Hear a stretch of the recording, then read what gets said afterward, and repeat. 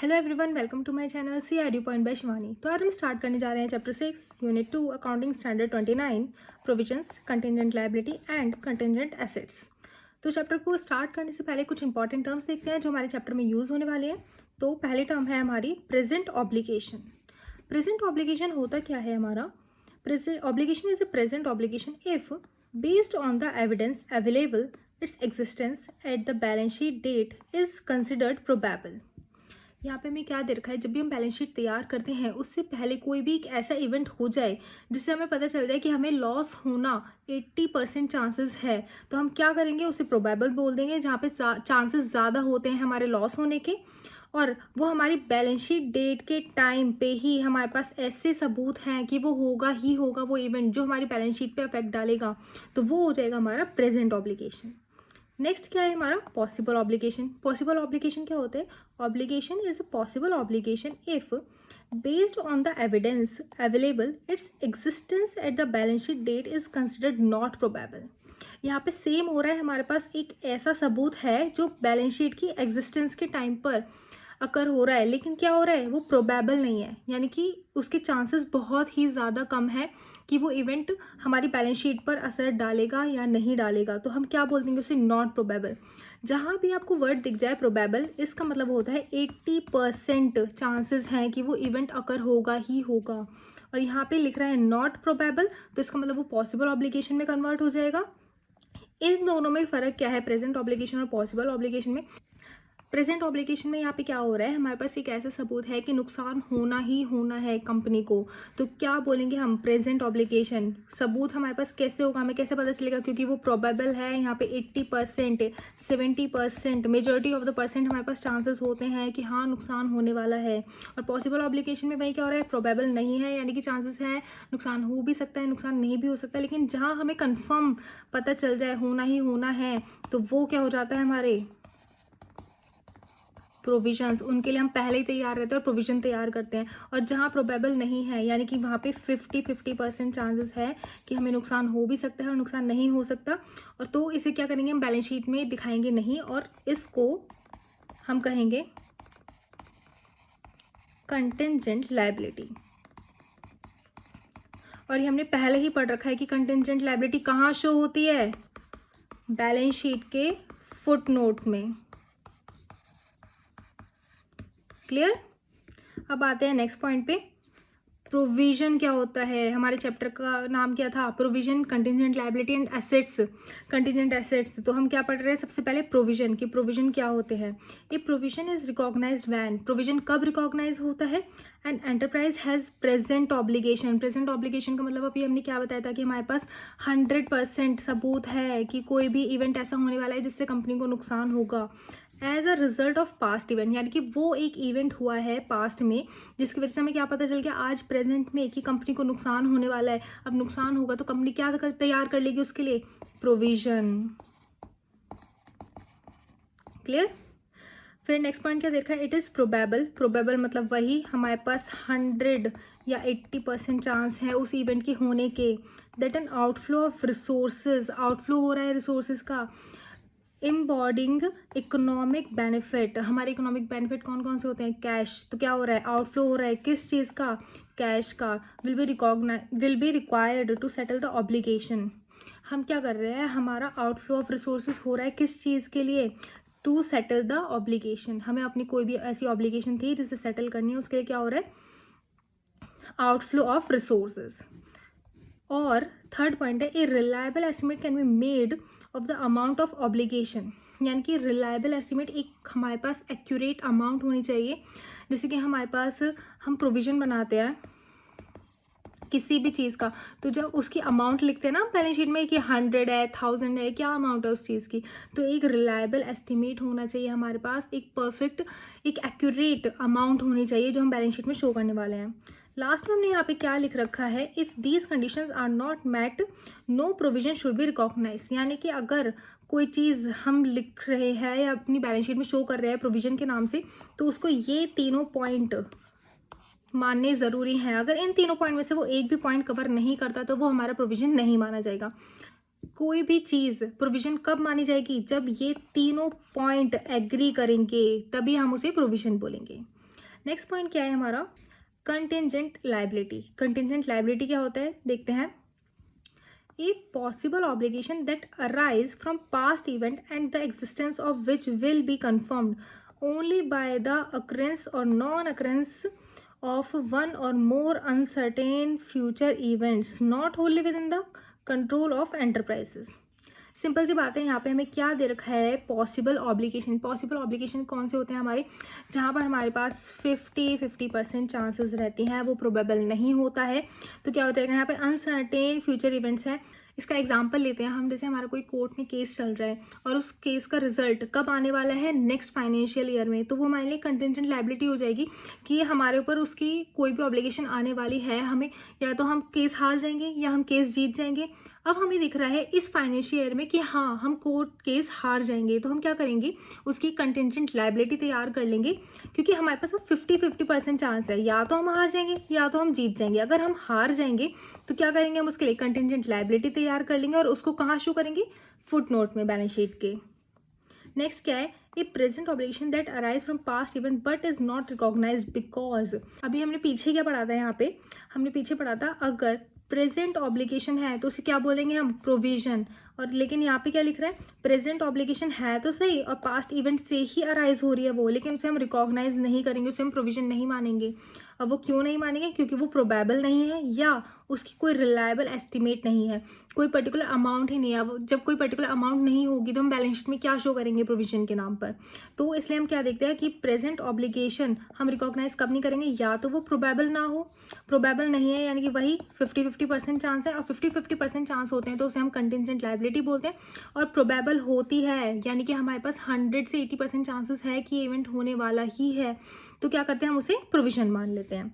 Reliable estimate of the amount of the obligation cannot be made. Reliable estimate ही नहीं बन पा रहा कि कंपनी को पता ही नहीं कि हमें कितने अमाउंट का प्रोविजन बनाना है, कितने अमाउंट का लॉस होने वाला है या कितने अमाउंट का प्रोविजन होने वाला है, हमें इस बारे में कुछ भी इन्फॉर्मेशन नहीं है, तो वो क्या हो जाएगा हमारा, कंटिंजेंट लायबिलिटी। नेक्स्ट पॉइंट देखते हैं, कंटिंजेंट एसेट्स क्या होते हैं। कंटिंजेंट एसेट्स में लिख रहा है, it is a possible asset that arise from the past event the existence of which will be confirmed only by the occurrence or non-occurrence of one or more uncertain future event not wholly within the control of enterprises।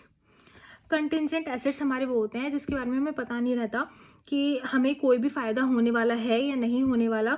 जब हमारी balance sheet तैयार होती है उस time सिर्फ हमें एक idea होता है कि अगर हमारा कोई कोर्ट केस चल रहा है, इसका एग्जांपल लेके देखते हैं हम कि हम ये कोर्ट केस हार भी सकते हैं और जीत भी सकते हैं। हमारे पास 50% चांस होते हैं कि कोर्ट केस हम जीत सकते हैं, लेकिन अब हमें लग रहा है कि हाँ हम जीत सकते हैं, उसे हम बोल तो देंगे कंटिंजेंट एसेट है ये हमारे लिए, लेकिन इसको रिकॉर्ड नहीं करेंगे, क्योंकि हमने क्या पढ़ा था कि हम सिर्फ अपने अकाउंट्स में क्या रिकॉर्ड करते हैं, लॉस रिकॉर्ड करते हैं। अब ये एसेट है, यहाँ हमें फ़ायदा होगा तो हम ये रिकॉर्ड नहीं करेंगे, तो इसके लिए यहाँ पे क्या लिखा है ये वाला point, it is not recorded in the books until it is virtually certain। जब तक ये एक्चुअल में नहीं हो जाएगा फ़ायदा, जब तक हम इसे अपनी बुक्स अकाउंट्स में नहीं लिखेंगे। नेक्स्ट पॉइंट है हमारा एक्सपेक्टेड आउटकम।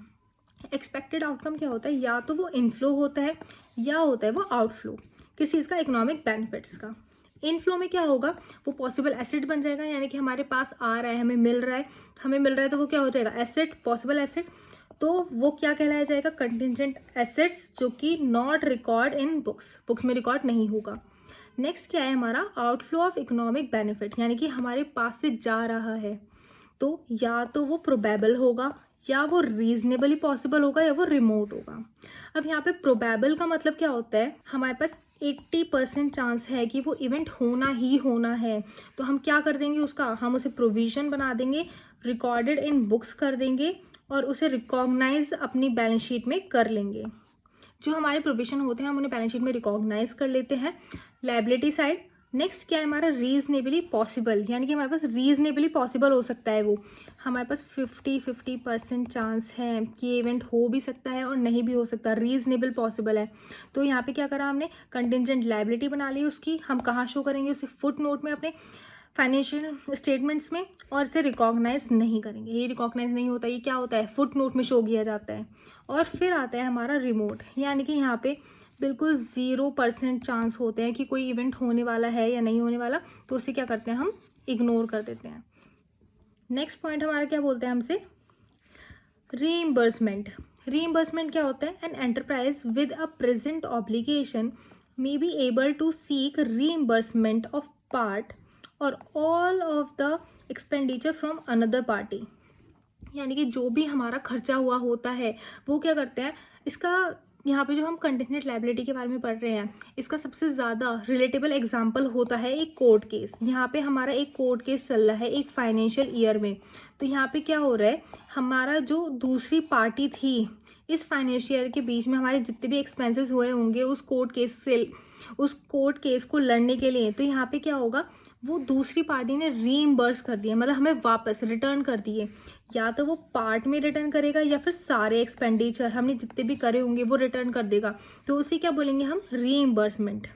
इसके एग्जाम्पल दे रखे हैं। For example, insurance contract arranged to cover the risk और वारंटी प्रोवाइडेड बाय सप्लायर्स। यानी कि सप्लायर हमें वारंटी प्रोवाइड कर रहा है कि अगर जो भी सामान मैंने सप्लाई करा है उसमें कोई भी प्रॉब्लम आती है तो मैं उस चीज़ की वारंटी लेता हूँ। तो यहाँ पे अब हमारा नेक्स्ट पॉइंट क्या है, enterprises should recognize the reimbursement separately and disclose it. Enterprise को क्या करना होगा, रिकॉग्नाइज करना होगा कि हमारा कितना रीइम्बर्समेंट आया है उसके अमाउंट को, and the reimbursement separately and disclose it. इसका एक एग्जाम्पल लेके देखते हैं। यहाँ पे क्या हो रहा है, हमारी बैलेंस शीट है। हमने यहाँ पे बैलेंस शीट में किसी चीज़ का प्रोविज़न बना रखा था।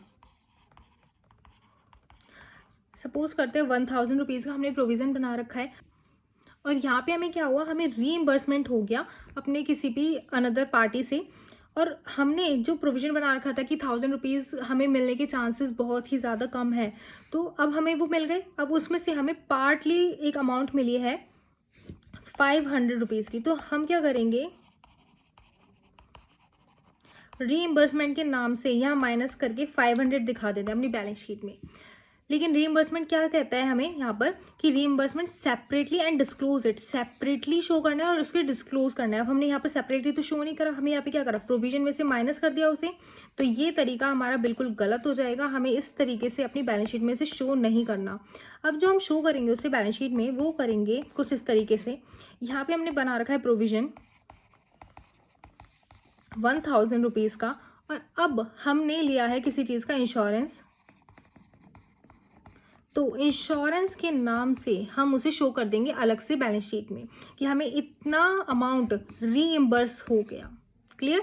रीइम्बर्समेंट क्लियरली हमें ये बोलता है कि जब भी कोई पार्टी हमें क्या करती है, रीइम्बर्स कर देती है हमारे सारे एक्सपेंडिचर जो भी हुए हैं, या तो पार्ट में करती है या फिर पूरा का पूरा एक्सपेंडिचर हमें रीइम्बर्स कर देती है। तो उसका ट्रीटमेंट कैसे होना चाहिए, सेपरेटली, और डिस्क्लोज करना है उसे। सेपरेटली हम कैसे करेंगे, जब हम अपनी बैलेंस शीट तैयार करेंगे तो जो हमने प्रोविजन पहले से बना रखा होगा उसमें से माइनस करने की जगह हम उसे अलग से एसेट साइड में शो कर देंगे।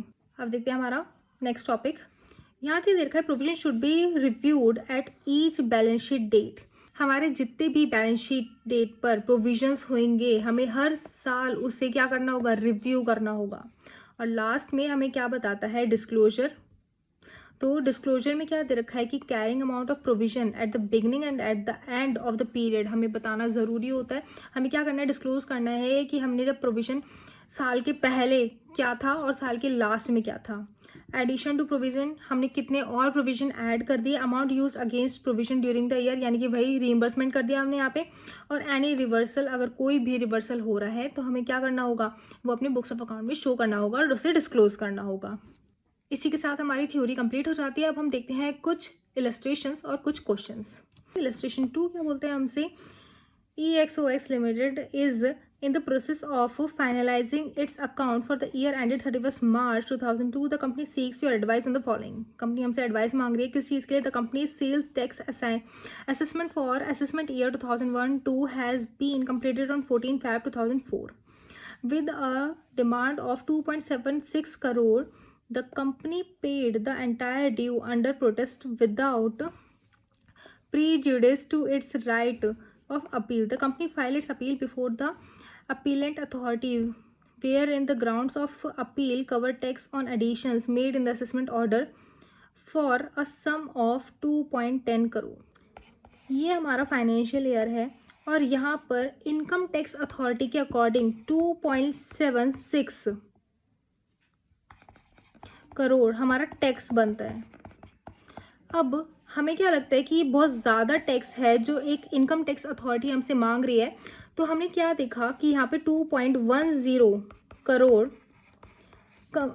इनकम टैक्स अथॉरिटी हमसे ज़्यादा मांग रही है, यानी कि हमारा एक्चुअल टैक्स कितना होगा 0.66 करोड़, लेकिन इनकम टैक्स अथॉरिटी कितना मांग रही है 2.76 करोड़। अब हमने क्या करा, जब हमारे अकॉर्डिंग हमारी बुक्स ऑफ अकाउंट्स के अकॉर्डिंग 0.66 करोड़ बन रहा है और इतना हमसे इनकम टैक्स अथॉरिटी एक्स्ट्रा मांग रही है, तो हमने इसके अगेंस्ट एक company files it's appeal, company ने एक अपील फाइल कर दी किसकी अगेंस्ट, इस अमाउंट के अगेंस्ट जो हमसे एक्स्ट्रा मांगी जा रही है। इतना तो हमें देना है ही टैक्स, लेकिन इनकम टैक्स अथॉरिटी क्या कहती है, नहीं आपका 0.66 करोड़ नहीं 2.76 करोड़ की अमाउंट बन रही है। तो हमने देखा कि ये जो 2.10 करोड़ है ये हमसे एक्स्ट्रा मांगा जा रहा है, इसको देने के लिए कंपनी ने एक अपील फाइल करी है कोर्ट में। तो यहाँ पे जो 0.66 करोड़ वाला जो अमाउंट है, जब तक ये कोर्ट केस सॉल्व नहीं होगा तो ये बन जाएगा प्रोविजन फॉर टैक्स, और ये जो अमाउंट है ये हो जाएगी हमारी कंटिंजेंट लायबिलिटी, ये बन जाएगी हमारी कंटिंजेंट लायबिलिटी। तो क्या लिखेंगे 2.10 crore is treated as contingent liability, क्योंकि अगर कोर्ट केस सॉल्व हो गया और यहाँ पे दिखाया गया कि 0.6 करोड़ ही एक्चुअल लायबिलिटी थी हमारे ऊपर और 2.10 करोड़ नहीं थी, तो क्या हो जाएगा, हम उसे रिकॉर्ड नहीं करेंगे। और अगर हमसे कोर्ट ने बोल दिया कि 2.10 करोड़ भी आपको देना कंपलसरी है, तो उसके लिए हमने कंटिंजेंट लायबिलिटी बना ली, जो कि हम कहाँ शो करेंगे, फुट नोट्स में। क्लियर। अब इसी का नेक्स्ट पॉइंट देखते हैं हम। नेक्स्ट पॉइंट क्या बोलता है, the company has entered into a wage agreement in May 2002 whereby the labour union has accepted a revision in wage from June 1। ये एग्रीमेंट आया May 2002 में, लेकिन हमने क्या डिसाइड करा कि June 2001 से ही हम इसे मान लेंगे पीछे से।